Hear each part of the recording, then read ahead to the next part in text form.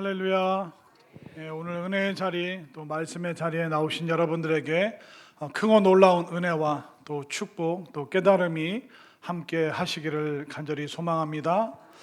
자, 구약 성경에 보면 그 믿음에 대한 표현이 어떤 거냐면 하나님의 그 계시의 말씀에 대한 인간의 올바른 반응을 믿음이라고 이야기를 합니다. 그런데 이 구약 성경을 보면 하나님의 그 계시의 말씀 앞에 잘 반응하는 사람이 있고, 제대로 반응하지 않고 불순종하고 자기 마음대로 하는 사람들도 있습니다. 노아라든가 또 모세, 또 다윗, 사무엘, 이런 사람들은 하나님의 그 계시의 말씀, 하나님의 부르심 앞에 부족하지만 연약하지만 그들이 순종으로 나아갑니다. 그런데 사울 왕이라든가 또 그 물고기 뱃속에 들어갔던 요나라든가 그런 사람들을 보면 그 하나님의 그 계시의 말씀에 제대로 반응하지 않아서 그들의 인생이 멀리 돌아가는 것을 볼 수가 있죠. 오늘 본문에 나오는, 또 우리가 계속 지금 살펴보고 있는 아브라함도 그가 하나님의 처음에 그 부르심에는 잘 응답하고 반응을 했습니다. 그런데 크게 두 번 그가 하나님의 마음을 근심케 한 적이 있는데, 그가 가나안 땅에 왔을 때 가나안 땅에 기근이 생기고 그 기근 때문에 내려가지 말아야 될 애굽으로 내려가 버립니다. 그랬더니 애굽으로 도피했더니 무슨 일이 생겼을까요? 아내를 이제 여동생이라고 얘기하면서 이집트의 애굽의 왕인 바로가 그 사례의 아름다운 모습을 보고 또 동침하기 위해서 아내로 부르는 그런 장면이 나옵니다. 만약 그 상황이 계속 진행됐다면 하나님께서 아브라함과 사례를 통해서 이스라엘 백성들을 만드시는 그 거대한 구원 계획이 다 어그러져 버리게 됩니다. 그러니까 아브라함의 그 선택으로 인해서 사례도 위험해지고 또 하나님의 섭리와 하나님의 계획도 흔들릴 수밖에 없었죠. 그리고 두 번째로 아브라함이 하나님을 근심케 했던 그 사건이 바로 억지로 하갈을 통해서 이스마엘을 잉태하고 출산하는 이 일이 이제 거대한 불행의 씨앗으로 다가오기 시작합니다. 이스마엘이 태어나고 그 후에 이삭이 태어나고, 근데 이 두 민족이 싸우는데 언제까지 싸우고 있습니까? 지금도 싸우고 있죠. 스스로를 이스마엘의 후손이라고 하는 중동 사람들, 또 이삭의 후손이라고 하는 이스라엘 사람들, 그들이 끊임없이 지금도 폭탄 테러라든가 전쟁이라든가 그런 일을 통해서 지금 몇천 년이 흘렀는데도 계속 이 갈등의 씨앗이 사라지지 않고 있습니다. 그러니까 성경의 이야기가 저 먼 전설, 옛날 이야기가 아니라 오늘 우리의 현실과 맞닿아 있는데, 이 아브라함과 사례가 잘못된 선택을 통해서 하나님을 근심케 하고 또 그 불행의 씨앗이 지금도 우리의 현실 역사 속에서 우리가 두 눈으로 보고 있는 것입니다. 자, 이제 아브라함과 사례, 지금 그 창세기 16장이 나오고 있는데 하나님께서 아브라함을 부르신 게 창세기 12장이었습니다. 창세기 12장에서 하나님이 아브라함을 부르실 때 아브라함의 나이가 75세였습니다. 그리고 이스마엘을 낳는 16장에서 이 아브라함의 나이가 이제 85세, 그러니까 75세부터 85세까지 약 10년의 시간이 흘렀습니다. 그런데 아브라함과 사례가 둘 다 마음이 초조하고 마음이 지쳤습니다. 분명히 하나님께서 아들을 주신다고 했는데 그 아들이 태어나질 않는 겁니다. 그러니까 이 아브라함과 사례는 무슨 생각이 들었을까요? 하나님께서 그 약속을 잊어버리셨나? 분명히 아들 주신다고 그랬는데 왜 10년이 지났는데도 강간무소식이지? 그래서 그들은 좋지 않은 결정을 하게 되는 것이죠. 그런데 12장에서 75세, 16장에서 85세. 그런데 하나님께서 10년 전에 딱 한 번 내가 나중에 아들 줄게, 그렇게 말씀하신 것이 아니라 12장과 16장 사이에서 하나님께서 10년 동안 몇 번이나 아브라함에게 내 자식, 내 자손 그 말을 몇 번이나 하시는지 아십니까? 한번 PPT 화면으로 보겠습니다. PPT 화면으로 이게 쭉 보시면 내가 너로 큰 민족을 이루고 너와 내 자손에게 주리니 내 자손이 땅에 티끌 같게 하리니 내 몸에서 날 자가 내 상속자가 되리라. 또 나머지 두 구절의 또 표현들을 읽어보겠습니다. 시작. 내 자손이 하늘의 별처럼 많으리라.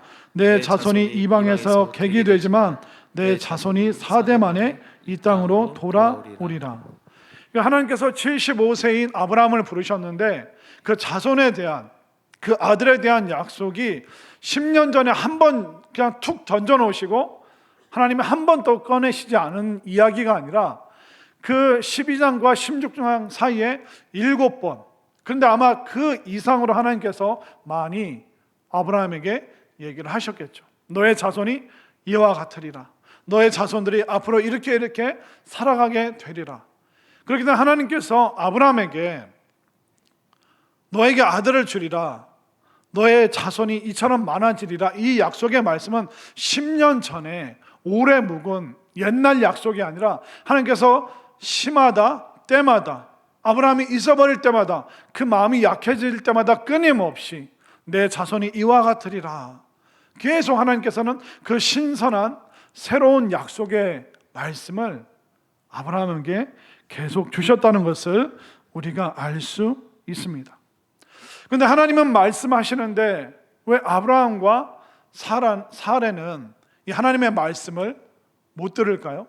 그 이유는 뭐냐면 우리는 내가 원하는 방식대로 내가 원하는 때에 내가 원하는 모습으로 응답되기를 원합니다. 그러니까 하나님의 섭리가 있고 내가 원하는 시간과 때와 방식이 있는데 우리는 하나님의 섭리와 이 약속의 말씀보다는 아니 지금 내가 나이가 들어가는데 도대체 하나님 언제입니까? 내가 원하는 때는 이때가 딱 좋은데 하나님이 딱 이때 주시면 좋은데 이때 들어주시면 좋은데 이때 응답하시면 좋은데 그러니까 우리는 하나님의 섭리와 내 뜻 사이에서 갈등하다가 결국 최종적으로 우리는 그 초조함을 조바심을 참지 못하고 내가 원하는 것을 꽉 붙잡는 그런 선택을 할 때가 너무나도 많습니다. 특별히 사례가 그런 생각을 했겠죠. 내가 점점 나이가 들어가는데 또 여성으로서 내가 이게 다 끊어졌는데 과연 내가 아이를 낳을 수 있겠는가? 이거는 상식적으로 이게 될 수가 없구나. 이제 나 끝난 거 아닌가? 그러니까 이 사례는 계속 누구를 닥달합니까? 아브라함을 닥달하는 거죠. 아내분들이 누구한테 제일 신경질을 많이 냅니까? 네, 아내분들이 아무도 답변을 안 하시는데 그러니까 자기의 나이 들어감에 모든 것을 맞춰버리는 거예요. 사례는 하나님께서 약속의 말씀이 있어도 하나님의 약속의 말씀은 말씀이고 나는 나이가 들고 늙어가고 아이를 가질 수 없는 사람이 되는데 그 하나님의 약속의 말씀과 나는 상관없다. 나는 너무 늦었다. 그러니까 나는 내 방식대로 고안을 해내서 내가 원하는 결과물을 좀 얻어내야겠다. 그것이 우리와 똑같은 그 사례의 모습이라는 것을 알 수가 있는 것이죠. 그러나 우리가 분명히 알아야 될 것은 뭐냐면 하나님의 섭리의 모래시계가 다 내려오기 전까지는 우리는 기도하면서 기다리는 수밖에 없습니다. 여러분들 예수님이 언제 오실까요? 1992년 10월 28일 날 예수님 오신다고 담이 선교에서 그렇게 주장을 했었죠. 지금도 아마 신천지나 JMS나 몇 년 안 남았다. 그러니까 연도를 말할 수 없으니까 14만 4천 명. 근데 우리 신천지가 벌써 12만 명이 됐다. 막 그러면서 사람들을 초조하게 불안하게 만듭니다. 그런 방식으로 사람들을 끌고 가는 것이죠. 그러나 하나님의 그 섭리의 모래시계가 다 내려오기 전까지는 사실 그 전까지는 우리는 어떻게 이 일이 이루어질지 알 수가 없습니다. 그렇기 때문에 우리는 이 섭리의 모래시계가 다 내려오기까지 기도하면서 기다릴 것인가, 아니면 내가 억지로 막 그 시계를 흔들어서 그걸 깨부셔서라도 내가 원하는 결과를 만들어낼 것인가. 많은 사람들이 그 섭리의 모래시계를 쥐어 흔들다가 결국은 부숴버릴 때가 참 많이 있습니다. 그러나 하나님의 그 섭리, 하나님께서 이 세상을 이끌어 가시는 그 원리와 법칙은 우리가 안달복달한다고 해서 하나님께서 그 원리와 법칙을 어기지 않으십니다. 제가 여름에 참 그런 기도 많이 했습니다. 하나님 빨리 겨울이 와야 됩니다. 하나님 빨리 겨울이 와야 됩니다. 더워 죽겠습니다. 제가 막 그렇게 애탄다고 해서 가을을 건너뛰고 겨울로 들어갈 수 있나요? 불가능합니다. 겨울 되면 제가 또 무슨 기도할까요? 하나님 너무 춥습니다. 너무 춥습니다. 얼어 죽겠습니다. 빨리 여름이 왔으면 좋겠습니다. 그렇게 기도한다고 해서 내가 그 섭리의 시간을 막 쥐어 흔든다고 해서 봄을 건너뛰고 여름이 올 수 없는 것입니다. 하나님께서 이 땅을 통치하시고 이끌어 가시는 시스템이 있어요. 그것을 성경에서는 신학적으로 섭리라고 얘기합니다. 섭리라는 것은 바로 하나님께서 세상을 다스리시는 그 법칙과 원리를 말하는 것이죠. 원리와 법칙은 바뀌지 않습니다. 우리가 바꿀 수 없습니다. 자, 지구가 공전하기도 하고 자전하기도 합니다. 그리고 중력이라는 게 있습니다. 이 원리와 법칙을 우리가 억지로 깰 수 없는 것이죠. 하나님의 모래시계가 그 다 내려오기까지 묵묵히 기다린 사람들이 있습니다. 요셉을 한번 생각해 보십시오. 요셉이 얼마나 그 화려한 꿈을 꿨습니까? 해와 달과 별이 요셉에게 절을 합니다. 12개의 곡식단이 요셉에게 절을 합니다. 그런데 그 집안 사람들이 다 요셉을 대단하게 여기기도 하지만 요셉을 향해서 시기 질투를 하게 됐죠. 자, 요셉이 엄청난 꿈을 꿨습니다. 그런데 요셉의 인생은 그 꿈과는 정반대로 가죠. 그는 보디발 장군의 집에서 하인으로, 노예로 오랜 시간 살았습니다. 약 10년 정도의 시간을 하인으로 살았죠. 그리고 약 28살에서 30살까지 약 3년 동안 감옥에서 시간을 보냈습니다. 막 요셉이 안달복달했다면 도대체 하나님 언제 해와 달과 별이 나에게 절합니까? 이 곡식단이 언제 나에게 절합니까? 하나님 그 빨리 내놓으세요. 내 꿈 어떻게 할 겁니까? 내 비전 어떻게 할 겁니까? 요셉은 한 번도 조바심을 내거나 초조함을 표시하지 않았습니다. 죄를 짓자고 유혹을 해도 내가 하나님 앞에서 어떻게 득죄하리요라고 그 죄를 물리칩니다. 그는 인생이 어떻게 흘러가는지 본인은 모르지만 그 하나님의 섭리에 그 모래시계가 내려올 때까지 하인의 시간도 보내고 죄수의 시간도 보냈습니다. 그런데 순식간에 하나님께서 요셉이 30살 되었을 때 갑자기 국무총리로 1인 지하 만인 지상의 애굽의 두 번째 자리에 위치하게 하나님께서 만드셨습니다. 이력서 안 내고 청문회 거치지 않고 총리된 사람은 요셉밖에 없습니다. 하나님이 섭리의 모래시계가 다 내려오니까 어떻게 하십니까? 순식간에 그 감옥에서 어떻게 죄수가 한 방에 애굽의 그때 대제국의 총리가 될 수 있습니까? 근데 하나님의 그 섭리와 통치하심, 다스리심, 그 원리와 원칙에 따라서 요셉은 총리가 된 것입니다. 다윗은 어떻습니까? 다윗은 어린 시절에 사무엘 선지자로부터 이스라엘 왕으로 기름 부음을 받았습니다.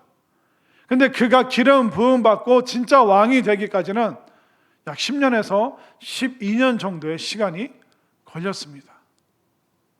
그런데도 다윗은 억지로 사울 왕을 제거하고 본인이 왕이 되려고 하는 그 초조함과 조바심, 그런 것을 선택하지 않았습니다.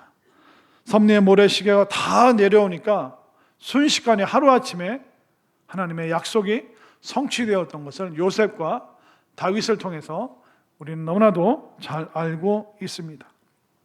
그러나 그 반대로 하나님 앞에 계속 약속의 말씀을 듣는데도 좋지 않은 방법을 고안해낸 사람들이 바로 아브라함과 사레, 이 두 사람이었습니다. 우리가 믿음의 조상이라고 하는 이 아브라함도 이런 실수를 범하는구나. 아브라함이나 사레나 나나 별 다를 바가 없구나. 이 성경의 이야기가 다 이게 내 상황과 똑같구나. 그걸 우리가 알 수 있습니다. 자, 이제 초조한 마음에 사레가 기발한 방법을 생각해 내게 됩니다. 고대 사회 그 당시에 했던 방식을 하게 되는데요. 자, 2절 말씀을 한번 보겠습니다. 오늘 본문 2절 다 같이 시작. 사레가 아브라함에게 이르되 여호와께서 내 출산을 허락하지 아니하셨으니 원하건대 내 여종에게 들어가라. 내가 혹 그로 말미암아 자녀를 얻을까 하노라 하매 아브라함이 사레의 말을 들으니라. 아브라함이 하나님의 말을 들어요? 와이프의 말을 들어요? 네. 대한민국 남자랑 별 차이가 없습니다. 아브라함. 우리나라도 아시가 있나요? 아브라함이 하나님의 말씀이 아니라 사레의 말을 듣게 됩니다. 근데 사레가 그 본인의 몸종, 친구처럼 오랜 시간 지냈던 그 하가를 통해서 자녀를 보고자 합니다. 근데 이게 고대 근동 사회에서 제가 몇 번 말씀드린 적이 있는지 모르겠는데, 이게 출산을 못하는 여인이 그 하인을 통해서 여자 몸종을 통해서 아이를 낳잖아요. 그러면 여주인이 딱 의자에 앉아 있고 그 여종이 아이를 출산한 여종이 아이를 데리고 무릎으로 기어서 그 주인의 무릎에 아이를 딱 놓으면 그 여주인이 그 아이를 딱 받습니다. 그러면 그 순간 이 아이가 마치 양자 양녀가 되는 것처럼 몸종의 아이로 태어났지만 여주인의 무릎에 올려놓으면 그때부터 여주인의 아들이 되는 그런 풍습이 있었습니다. 그러다 보니까 이 사례가 10년이 돼도 아이를 낳지 못하니까 그 당시 있었던 그 풍습을 따라서 그것을 고안해내서 아이를 갖기 원했던 것이죠. 지금보다 그 과거에는 아들에 대한 집착이 엄청났습니다. 조선시대뿐만 아니라 한 3, 40년 전만 거슬러 올라가도 그 이름이 그런 권사님이 있죠. 이말려. 그게 말자가 무슨 말이에요? 처음입니까? 마지막입니까? 말려. 마지막 여자아이다. 그리고 어떤 권사님 이름이 이종말이었어요. 끝종자, 끝말자. 진짜 여자애는 끝이고 끝이다. 그 옛날에 그 귀남이 누나가 누구였죠? 후남이 막내가 종말이고 또 이름이 또 뭐가 있었죠? 귀남이도 있고 후남이도 있었나요? 후남이 뭡니까? 이 여자의 이후에는 누가 태어나야 돼요? 남자가 태어나야 돼요. 그러니까 남아 선호 사상이 우리나라에 얼마나 강했습니까? 그런데 고대 시대에는 그게 더 심각했습니다. 그래서 조선시대 때 그런 표현이 있잖아요. 소방 맞았다. 아들 못 낳는 여자는요, 시어머니와 남편의 구박 때문에 쫓겨나는 일도 있었습니다. 여러분들 조선시대 때 태어나지 않고 지금 태어나신 것을 축하드립니다. 여러분들 진짜 서로 인사해야 돼요. 딸만 낳으신 분들은 안심하시기를 바랍니다. 조선시대 때 태어났으면 큰일 날 뻔했습니다. 얼마나 감사한지. 우리 권사님 딸 세대 있는 권사님 아멘. 막 울잖아요 지금. 하나님 감사합니다. 조선시대가 아니라 대한민국 태어난 게 너무 감사하죠. 저도 막 눈물이 날라고 하네. 그러니까 그 고대 사회에서 이 아들이라는 것은 지금 현재 나의 자존심이기도 하지만 미래의 어떤 재산이고 축복입니다. 그렇기 때문에 이 아들, 특별히 자식을 향한 이 집착이라는 것은 현대인들의 그 상상을 초월하는 것입니다. 그래서 이 사레가 더 적극적으로 아브라함에게 요구를 하는 거예요. 저 하갈이 애를 낳으면 그 아이를 내 무릎 위에 올려놔라. 그렇게 해서라도 나는 아들 좀 봐야겠다. 그러니까 하갈이 사레가 그런 생각을 하는 거죠. 어차피 하갈은 내 몸종이니까 내 거. 그러면 하갈이 낳은 아이도 어차피 그 아이도 내 아이가 되고 내 거. 왜 그런 생각을 했냐면 만약 사레가 아니라 아브라함이 다른 두 번째 아내를 얻게 되면 그 아내를 통해서 태어난 아이는 그 두 번째 부인의 아이인 거예요. 그래서 내 몸종은 내 여종은 내 거니까 이 아이가 이 여자가 낳은 이 아이도 내 거라는 그 생각 가지고 이 사레가 더 집착을 하고 있는 것입니다. 근데 무서운 게 뭔지 아세요? 우리가 불순종해도 내가 원하는 결과를 만들어낼 수 있다는 겁니다. 근데 무섭지 않으세요? 우리가 불순종해도 내가 원하는, 그러니까 하나님이 원하시지 않는 하나님의 뜻을 거슬러도 내가 원하는 것을 얻어낼 수가 있어요. 그 사건이 민수기 20장에도 나옵니다. 이 광야를 헤매다가 이제 가데스라는 광야에 오게 됩니다. 이스라엘 백성들이 또 물이 없습니다. 죽겠습니다. 모세를 향해서 원망하니까 모세가 하나님께 기도하고 하나님께서 모세에게 명령하십니다. 반석에 명령하여 물을 내라. 하나님께서 분명히 모세에게 반석에게 명령해서 반석아 물을 내라. 그렇게 하나님께서 말씀하셨는데 모세가 어떻게 합니까? 지팡이를 들고 반석을 몇 번? 두 번을 후려칩니다. 억하심정과 분노와 막 이스라엘 백성들을 정말 때리고 싶은 그 심정으로 그 몽둥이 지팡이로 반석을 두 번을 내리칩니다. 하나님께서는 명령으로 그 반석에 물을 내라 했지만 본인이 얼마나 화가 났고 하나님께도 화가 났고 이스라엘 백성들에게도 화가 났는지 그 감정을 실어서 그 반석을 후려칩니다. 두 번을. 불순종으로 행했는데 어떻게 됐을까요? 물이 안 나왔을까요? 나왔을까요? 물이 콸콸 나왔습니다.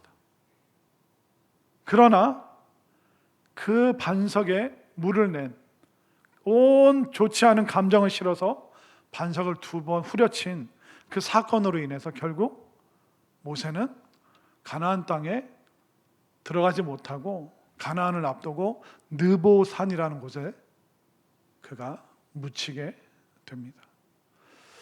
우리가 불순종해서 내가 원하는 결과 만들어낼 수 있어요. 그러나 그것은 결코 행복의 씨앗이 될 수 없습니다. 아브라함은 불순종했지만 물은 냈어요. 그러나 그는 가나안 땅에 허락되지를 않았습니다. 그리고 사레 하갈을 통해서 억지로 아들을 만들어냈어요. 그 결과가 무엇입니까? 그 불행의 씨앗이 지금도 여전히 전쟁과 고통의 신음소리를 만드는 그 결과를 만들 수밖에 없었던 것입니다. 결국 사레는 계속 생각하는 거예요. 그럴듯한 방법이 뭐가 있을까? 하나님이 10년 동안 계속 매번 얘기하셨지만 나 마음에 안 들어. 나 그럴듯한 방법으로 어떻게 해서든 아들을 얻어내서 이 수치스러운 상황을 나는 모면하고 싶어. 그렇게 사레는 계속 밀어붙이기 시작합니다. 그리고 아브라함은 싫은 듯 좋은 듯 또 하갈과 동침하러 또 가게 되는 그 장면이 지금 오늘 본문에 자세히 나와 있습니다. 자, 3절을 볼까요? 3절과 4절 우리 두 절의 말씀 함께 읽겠습니다. 시작. 아브라함의 아내 사레가 그 여종 애굽 사람 하갈을 데려다가 그 남편 아브라함에게 첩으로 준 때는 아브라함이 가나안 땅에 거주한 지 10년 후였더라. 아브라함이 하갈과 동침하였더니 하갈이 임신함에 그가 자기의 임신함을 알고 그의 여주인을 멸시한지라. 이상한 결과가 나오네요. 사례는 생각을 했잖아요. 하갈이 아기를 갖고 내가 그 아이를 얻으면 되겠다. 근데 이 하갈의 마음이 이상하게 바뀔 거라는 것은 이 사례의 계산에 전혀 들어가지 않았습니다. 그러니까 여러분들이 아침 드라마 보지 않아도 막장 드라마는 성경에서도 다 나오고 있습니다. 원래 본 부인인 이 사례가 있잖아요. 아이를 낳지 못했는데 여종인 하갈이 아이를 갖게 됐어요. 그러면서 이 하갈이 마음이 변하기 시작하는 거예요. 내가 아들을 낳으면 본처 자리를 내가 노릴 수 있지 않을까? 이제 긴장감이 막 올라오기 시작합니다. 빰빰 빠바밤 빰빰 빠바밤. 이 드라마가 갑자기 이상한 이야기는 막 치닫고 있죠. 그랬더니 이 본처인 이 사례가요, 보통 여자가 아닙니다. 이 아브라함의 아내 사례 건들잖아요. 목에 사례들 그래서 지금 아직 이름이 사례인 거예요. 무슨 얘기인지 아시겠죠?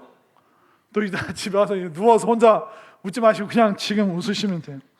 그러니까 이 사례가 얼마나 독한 여인인지, 여인이 한을 품으면 어떻게 되는지 이 하갈도 그걸 계산에 넣지를 못했던 거예요. 내가 아들 낳기만 하면 나 이제 신분 상승한다. 여종이 아니라 사례와 사례에 버금가는 게 아니라 사례의 자리도 내가 넘볼 수 있겠구나.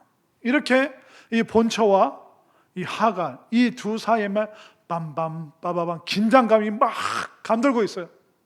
이때 등장하는 우유부단한 남주인공 아브라함. 아브라함이 참 남자답지가 못해요. 자, 한번 볼까요? 자, 이렇게 막 이 여주인 사례가 화가 났어요. 자, 5절 말씀을 보겠습니다. 시작. 사례가 아브라함에게 이르되 내가 받는 모욕은 당신이 받아야 옳도다. 내가 나의 여종을 당신의 품에 두었거늘 그가 자기의 임신함을 알고 나를 멸시하니 당신과 나 사이에 여호와께서 판단하시기를 원하노라. 조금 점잖게 읽었지만 사례가 아브라함 들어오니까 머리끄댕이 자꾸 막 흔들죠. 너 죽고 나 죽자. 지금 하갈이 지금 나한테 하는 저 행동을 내가 계속 보고 있어야 되냐고. 당신과 나 사이에 하나님이 판단하시라고. 하나님 말씀 안 듣고 그냥 자기 원하는 대로 했는데 이제 또 하나님 찾고 있어요. 억울하니까, 속상하니까, 저 하갈을 죽여 살려 막 화가 나니까 막. 여러분들 집에는 이런 드라마가 펼쳐지지 않게 되기를 바랍니다. 제발 남자들을 좀 곤란하게 만들지 마시기 바랍니다. 그러니까 이 사례가 계속 아브라함을 막 닥달을 하는 거죠. 당신이 책임져라.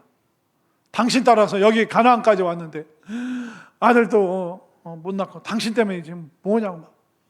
그러니까 아침 드라마에 나오는 막 그 장면이 아마 사례가 그 아브라함 들어오니까 그 김치 포기로 그냥 막 아브라함 그 뺨을 그냥 막 치고 막 멱살을 잡고 막 물건을 신문지를 집어던지고 막.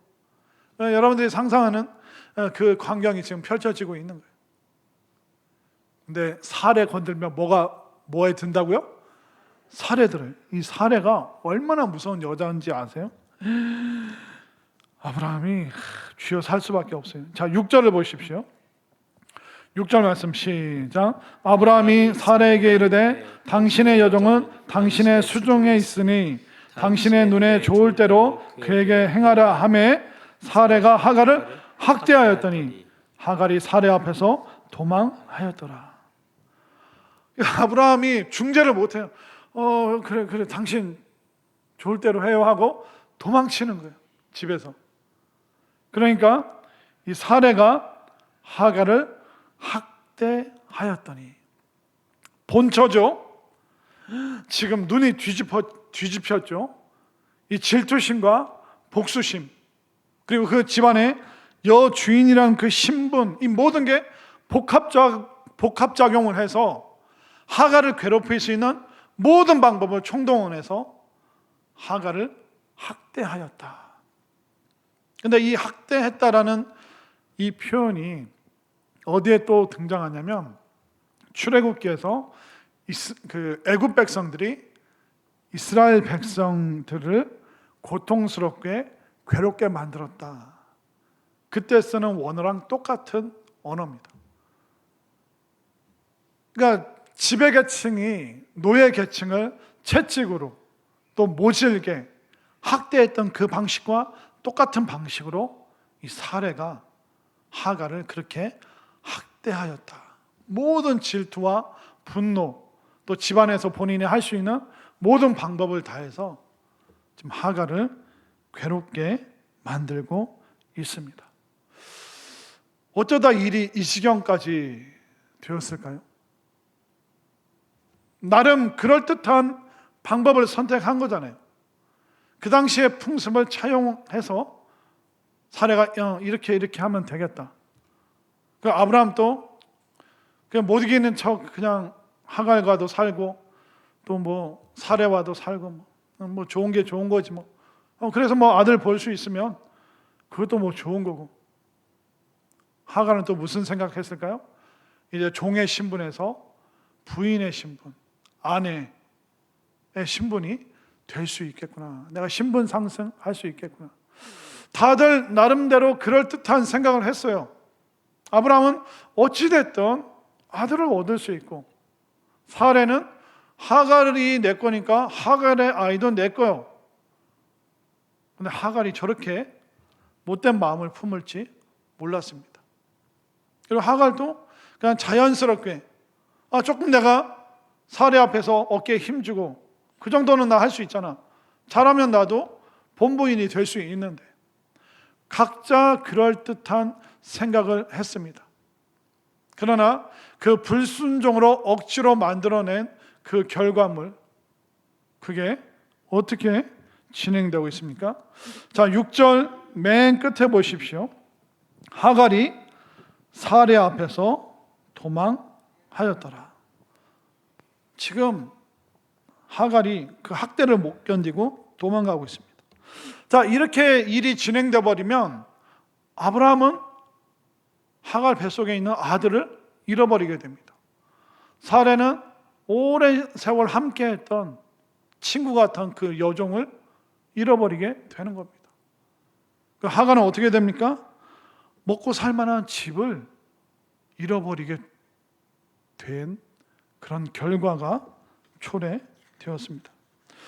그들이 가장 중요시 여겼던 그 모든 것을 이 세 명이 다 잃어버리게 되었습니다. 불순종으로 행동해도 내가 원하는 결과물을 만들어낼 수 있어요.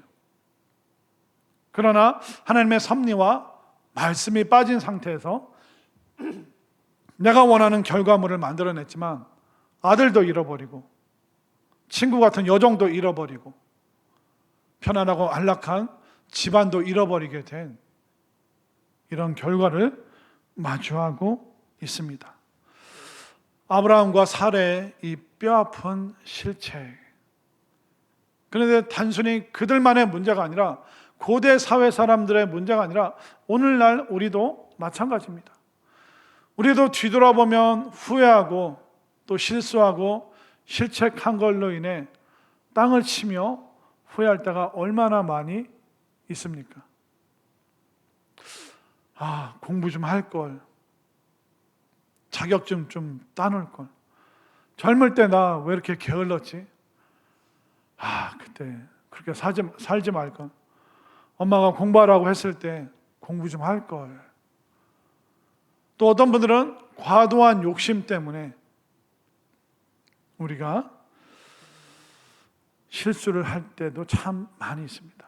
무시당하고 싶지 않아서, 어깨에 힘주고 싶어서, 비교당하고 싶지 않아서 무리하게 욕심내다가 후회하고 그 실책으로 인해서, 실수로 인해서 굉장히 오랜 시간 돌아가야 되는 그런 때도 참 많이 있었습니다. 초조함이, 조급함이 모든 것을 지금 다 그르치고 있습니다. 그리고 더 무서운 건 우리가 불순종으로라도 행동하면 내가 원하는 결과물을, 아들을 얻을 수 있습니다. 그러나 그 세 명은, 그 주인공들은 다 그들이 원했던 것을 다 잃어버리고 말았습니다.